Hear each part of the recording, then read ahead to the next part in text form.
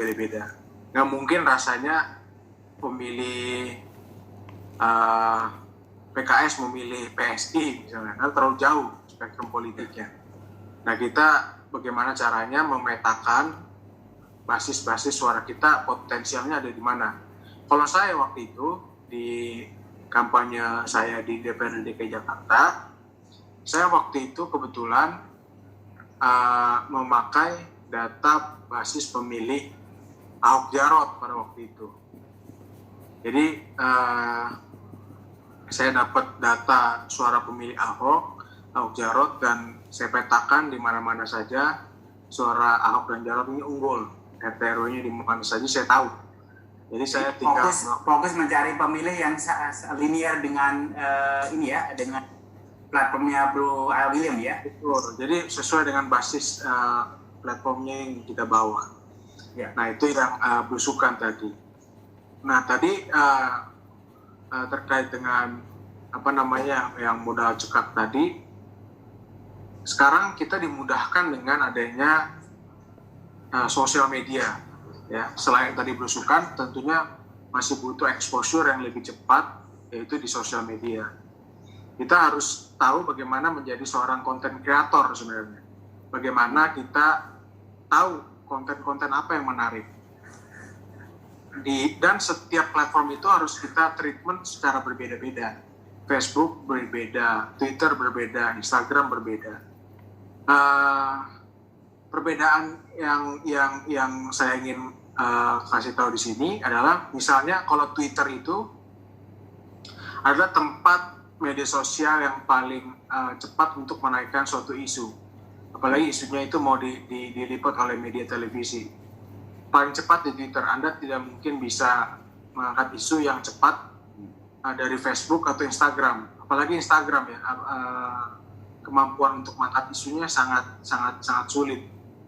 Nah, kalau Instagram itu cenderungannya adalah untuk masyarakat banyak menengah ke atas ya, banyak memakai Instagram, dan banyakkan memang Instagram itu justru untuk memperlihatkan sisi personal, menurut saya, sisi personal dari seorang politikusnya. Nah, yang ketiga tadi Facebook ini lebih banyak dipakai oleh kalangan menengah dan ke bawah kalau menurut saya. Jadi narasi yang kita siapkan juga harus berbeda. Dan kalau menurut saya lihat kalau di Facebook itu banyak sekali tools yang kita bisa gunakan untuk semakin memperkenalkan diri kita kepada orang lain. Karena misalnya ada grup-grup, kalau saya lihat ada grup-grup Facebook itu yang anggotanya ribuan, dan itu gratis kita untuk melakukan kampanye di situ, berdiskusi di situ. Dan salah satu sifat yang saya lihat dari Facebook itu, konten-konten yang viral adalah konten-konten yang berbasis pada menulis ya. Misalnya kalau kita lihat ada sosial media, buzzer sosial media itu seperti Denny Siregar, Eko Kuntadi, itu tokoh-tokoh media sosial yang viral dari Facebook sebenarnya. Dia pintar menulis, pintar untuk membuat orang tertarik terhadap tulisannya. Dan Facebook itu kecenderungannya bisa beralih nanti ke WhatsApp. Karena banyak sekali tulisan-tulisan dari Facebook itu dikopas saja gitu dari WhatsApp, lalu dikasih ke WhatsApp. Nah, WhatsApp juga penting nih. WhatsApp itu mungkin lebih banyak penggunanya daripada Facebook, Instagram, dan Twitter. Maka penting untuk kita menggunakan WhatsApp juga dengan baik. Misalnya sebanyak mungkin kita join grup, misalnya grup WhatsApp. Semakin kalau kita punya tulisan, kita bisa broadcast ke WhatsApp grup tersebut.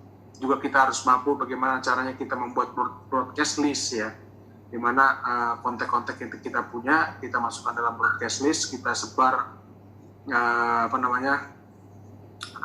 konten yang kita ingin sampaikan. Nah, satu lagi yang penting tadi soal belusukan dan WhatsApp sebenarnya adalah ketika kita melakukan belusukan atau kita memperkenalkan diri kepada warga, jangan lupa untuk meminta nomor handphone dari si calon pemilih kita, karena warga itu sering lupa. Artinya kita harus ingatkan kembali H-1 sebelum pemilihan kita WA atau kita SMS, kita ingatkan kepada warga yang kita ketemui, saya misalnya William, warga yang pernah ditemui, tolong pilih saya Pak, mohon doa restunya, besok saya nomor urut berapa sekian, agar warga itu ingat. Jadi memang harus ada call to action-nya di hari-hari terakhir, agar si warganya itu pada akhirnya keluar dari rumahnya memilih kita. Nah itu sangat penting di hari-hari terakhir. Terima kasih Bro William, luar biasa masukannya. Bang Hatta mau menambahkan, Bang Hatta? Pak Hatta? Ya. Saya kira benar apa yang dikatakan oleh Bung William tadi, bahwa di samping personal branding melalui sosial media, kita juga harus menselaraskannya dengan performa kita di tengah masyarakat dengan metode belusukan tadi. Karena bagaimanapun kalau kultur Indonesia itu masyarakat itu akan lebih dekat, artinya kalau jumpa langsung, kalau ketemu langsung dan kemudian didengar. Jadi kita tidak bisa underestimate bahwa pemilih itu, kalangan bawah itu semuanya pasti doyan memanipulasi politik. Nah, begitu. Jadi jangan mudah untuk menjustifikasi masyarakat sebagai orang yang menerima manfaat dari praktik-praktik manipulatif. Tapi sebenarnya kalau kita luangkan aktivitas atau gerakan fisik kita untuk bertemu masyarakat, mendengarkannya, apalagi ada isu yang layak untuk dijadikan kebijakan, maka itu menjadi isu faktual, dan kita samping terikat hati juga kita dikenal langsung sebagai orang yang peduli. Kalau hanya dari sosial media, mungkin keterampilan tadi saja yang dibutuhkan, yaitu keterampilan untuk membuat konten yang menarik. Misalnya kalau Kang Emil itu suka bercanda, melakukan diksi-diksi dengan kata-kata komedi seperti itu, itu keahlian di sosial media. Tapi masyarakat juga butuh bahwa sosok figurnya itu memang orang yang bisa dipercaya untuk membawakan aspirasinya, ya sejenis kontrak sosial lah, bahwa orang yang duduk di lembaga-lembaga itu membawa kontrak dari para warga masyarakat seluruhnya.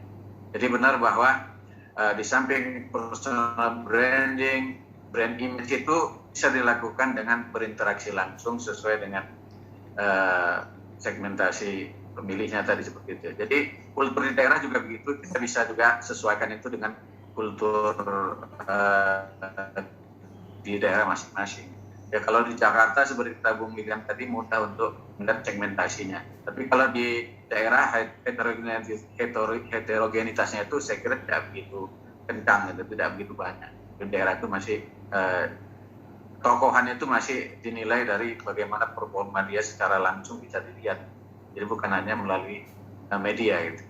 Itu yang bisa saya tambahkan, Mas Kerkan. Ya, terima kasih Pak Hatta. Karena waktunya tinggal 10 menit lagi, saya akan membacakan beberapa pertanyaan langsung aja ke siapa yang ditanyakan. Ini sebenarnya ada 4 pertanyaan, banyak ke Bro William, satu ke Pak Yarmin. Yang pertama dari Ali Taufik, untuk Bro William, partai oposisi lebih mudah untuk tampil di media daripada partai koalisi, karena bisa bebas mengkritik. Sementara partai koalisi selalu tidak nyaman jika mengkritik teman koalisinya yang di eksekutif. Apakah begitu pendapat Bro William?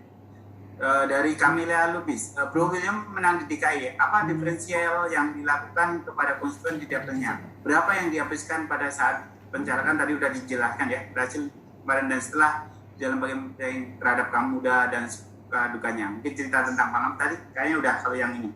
Berapa lama kita bisa mempertahankan isu yang dari Ardina PDIP? Berapa lama kita bisa mempertahankan isu yang berdampak pada personal branding? Mengingat bahwasanya isu-isu yang sering muncul akan seperti bom waktu yang sering berubah maksudnya gitu. Terus kemudian tetapi selesai dengan saja dan buat masyarakat bertanya bagaimana menyelesaikannya.